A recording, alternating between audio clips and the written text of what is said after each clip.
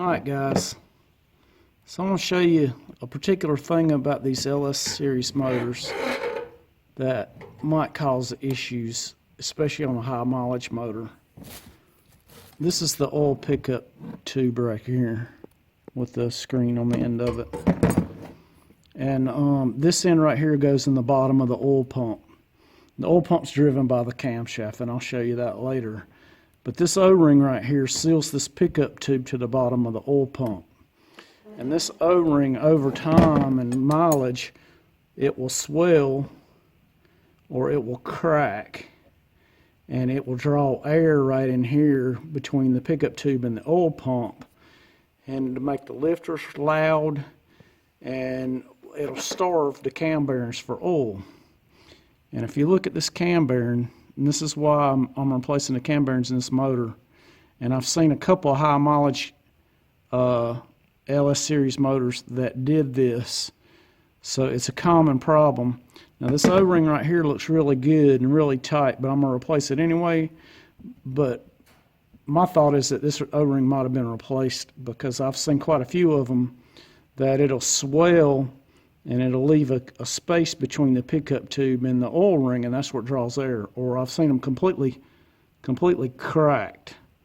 But this is where it starves at right here, is at the cam bearing, and then it starves at lifters, which makes them loud. But this is a very common problem, and so you know, like on an old school small block, like a 350 or whatever, I wouldn't hesitate to run it without changing the cam bearings. But if you ever see the situation right here, you know, you shouldn't see copper on a bearing. You should see the bearing face on it. So this has definitely got into a lot of wear situation here, and I'm going to replace these. But that's why that happens, is because it'll draw air around this pickup tube into the oil pump, and it won't get the oil pressure it needs, and it'll make your lifters loud, and it'll cause this problem right here. But we're gonna fix that by replacing these bearings, and we shouldn't have any issue. And we're also going to replace the lifters, so we shouldn't have any issues at all with this motor. It should be good to go.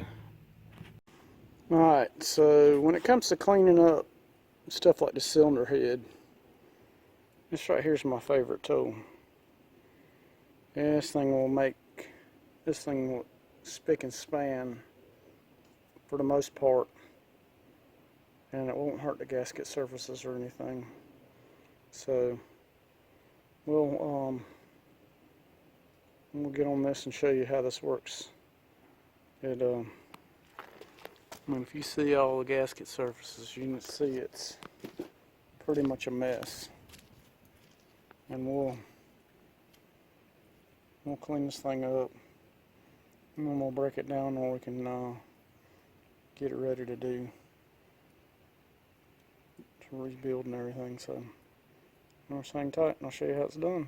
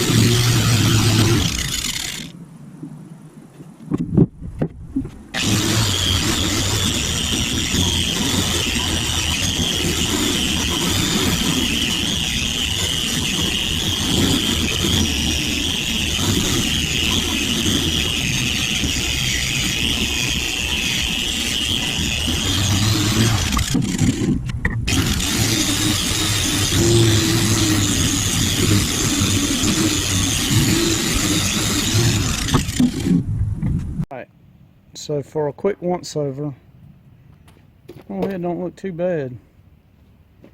But we got a lot more cleaning to do. But like I said, that was just a quick once over with the grinder there. And we'll